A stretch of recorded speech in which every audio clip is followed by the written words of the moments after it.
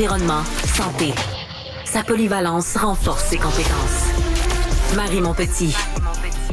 On parle de relations en milieu de travail. Est-ce que nos collègues devraient être nos amis ou simplement des connaissances? C'est une bien bonne question. Et Marianne Bessel, journaliste à la recherche chez Cube Radio, va nous aider à y voir plus clair. Allô, Marianne. Allô, Marie. J'avais envie de jaser amitié au travail avec toi aujourd'hui parce que je suis tombée sur un article de Stephen Friedman, qui est professeur adjoint des études organisationnelles à l'École de commerce de l'Université de York à Toronto. Et devrait-on former des amitiés au travail? C'est la question qui est posée d'entrée de jeu dans l'article du média indépendant The Conversation. Dans le papier, on souligne que les relations au milieu de travail sont vraiment importantes et même qu'elles fonctionnent mieux quand les collègues s'entendent bien. Mais est-ce que le fait de bien s'entendre vient nécessairement dire être amis avec nos collègues? Ouais, parler autour de la machine à café, ça ne veut pas nécessairement dire avoir une relation d'amitié. Exactement. Et première chose à savoir, c'est qu'il y a plusieurs types d'amitiés différentes en milieu de travail et selon des recherches antérieures en psychologie et également selon l'expérience personnelle de l'auteur, il a établi 4 différents types d'amitié. La première, c'est le ou la meilleure amie en milieu de travail. Donc, cette personne-là, c'est la personne avec qui tu vas être très proche. C'est avec elle que tu vas avoir une amitié très étroite, que tu vas partager des informations personnelles, des confidences parfois. Normalement, quand tu as besoin de parler, quand tu as besoin d'avoir confiance envers quelqu'un ou encore que tu as besoin de l'honnêteté de quelqu'un ou d'un ou d'une collègue, ben tu vas tourner vers ton meilleur ami en milieu de travail. En deuxième, on a les amis proches en milieu de travail. L'ami proche, c'est l'ami avec qui tu peux être proche. C'est une amitié dans laquelle les deux vous êtes engagés. On dit souvent que dans cette catégorie-là, les personnes vont vouloir garder contact avec l'un et l'autre si jamais une des deux personnes quitte l'emploi. En troisième, on a l'ami en milieu de travail. Donc, pas de meilleur ami, pas d'amis proches, on parle seulement d'amis. Et ça, ben, les caractéristiques de l'ami en milieu de travail vont énormément ressembler à ce que je viens de t'expliquer concernant les amis proches, mais ça risque de s'éteindre s'il y a une des deux personnes qui va quitter son emploi. C'est un ami avec qui tu vas aller prendre un café, avec qui tu vas aller dîner le midi, mais pas nécessairement la personne avec qui tu vas te confier si tu en as envie.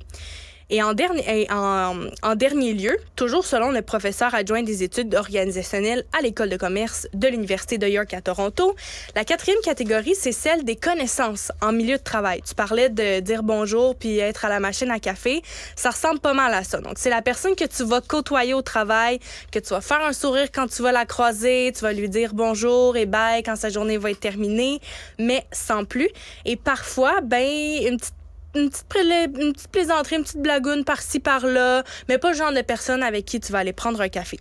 Puis on mentionne dans l'article que c'est vraiment important de faire la différence entre chaque type de relation amicale qu'on a ou encore qu'on pourrait développer parce que chacune d'elles vont pas offrir les mêmes bénéfices. Donc, le fait de bien comprendre chaque type de relation est important parce que ça va nous permettre de prendre des décisions éclairées en ce qui concerne nos investissements dans ces relations-là. Puis est-ce qu'il y a des bénéfices qui sont différents selon les différentes... Est-ce que sont différents selon les différentes relations? Oui, bien pour ça, je vais y aller plus de manière générale, mais le fait d'avoir des amitiés au travail, et ça, peu importe le type d'amitié, ça peut favoriser plusieurs choses comme l'innovation, le sentiment de sécurité psychologique et la compassion.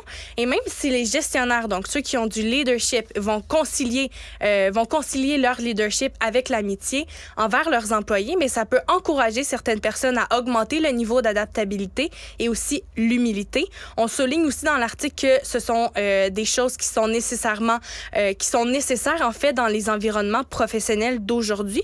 Puis il y a même un des fondateurs de la théorie de l'organisation moderne, Elton Mayo, qui a reconnu que les liens au travail étaient cruciaux pour les performances des employés. Par contre, pour que ce soit effectif, il faut qu'il y ait un échange émotionnel qui soit présent. Donc, pour les performances, le simple fait de partager des informations avec un collègue, c'est pas suffisant. On doit absolument impliquer l'émotion dans l'échange. Et dans ce cas-ci, on va plus parler de s'exprimer ouvertement sur nos sentiments, sur nos préoccupations, etc. Par contre, petit bémol à ça, justement, le fait d'échanger et de s'ouvrir avec nos collègues, ça peut être intimidant pour certaines personnes, on le sait, c'est pas toujours facile de s'ouvrir. Et non seulement ça, ben, ça prend un certain investissement en termes de temps. Et là, ben, on a pas mal les deux côtés de la médaille en ce qui concerne les amitiés au travail. Mais est-ce que ça vaut vraiment la peine de développer. C'est sûr que oui, je te dirais même surtout depuis le début de la pandémie, il y en a quelques-uns qui sont en télétravail, d'autres qui vont combiner les deux, donc en mode hybride. Et le fait de créer des amitiés au travail, ça va venir bonifier le soutien social et émotionnel. Et ça, c'est vraiment essentiel parce que la relation qui est la plus bénéfique dans celle que je t'ai présentée tout à l'heure, c'est celle de la meilleure amitié parce qu'il y a beaucoup d'occasions d'échanges émotionnels. Ça va aussi augmenter le bonheur, la productivité, la motivation des gens. Et généralement, les meilleures amies en milieu de travail, ça va quand même être plus rare parce que là, elles vont exiger énormément de temps. Ça va être quelque chose qu'on va prendre du temps à entretenir.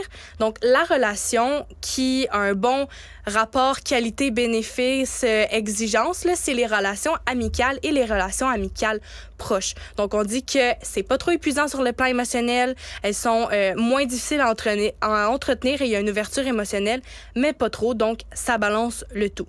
Et là, la dernière catégorie que j'ai pas abordée encore en termes de bénéfices avec toi, Marie, c'est celle des connaissances. Donc, c'est la personne à la machine à café, mais celle-là, on dit que c'est le type de relation qui offre aucun avantage parce que, comme j'expliquais tout à l'heure, il n'y a pas d'échange émotionnel et ça, ça en prend pour augmenter la productivité chez les collègues. Puis qu'est-ce qu'on fait si on n'aime pas un collègue? Oui, parce que ça peut arriver. Il y en a qui vont se contenter de sourire, de supporter la présence et il y en a d'autres qui vont essayer de prendre des distances avec le collègue en particulier qu'ils ont moins d'affinité. Donc, bien évidemment, il y a des conséquences à ça, notamment moins de motivation envers son travail, un manque de convivialité, de la solitude, de l'isolement. Puis j'ai vraiment trouvé ça intéressant parce que dans l'article, M. Friedman a fait référence à une métaphore et la dite métaphore, ça consiste à comparer un collègue à un livre.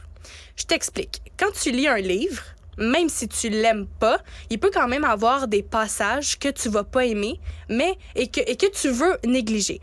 Par contre, tu vas pas rejeter le livre dans l'intégralité, malgré le fait qu'il y a des parties à l'intérieur que tu n'as pas aimées. Donc, on va proposer d'appliquer cette métaphore-là aux collègues qu'on apprécie moins et ça peut aider à mettre en valeur les aspects d'une personne.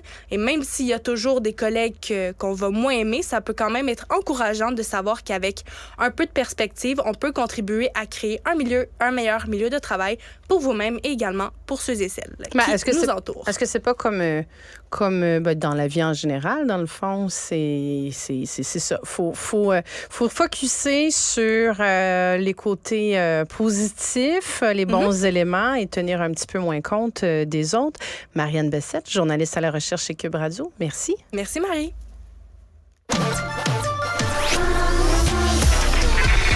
Derrière son côté charmeur, se cache une débatteuse qui fait peur.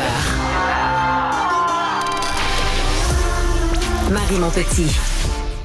On a parlé beaucoup d'itinérance au cours des derniers mois avec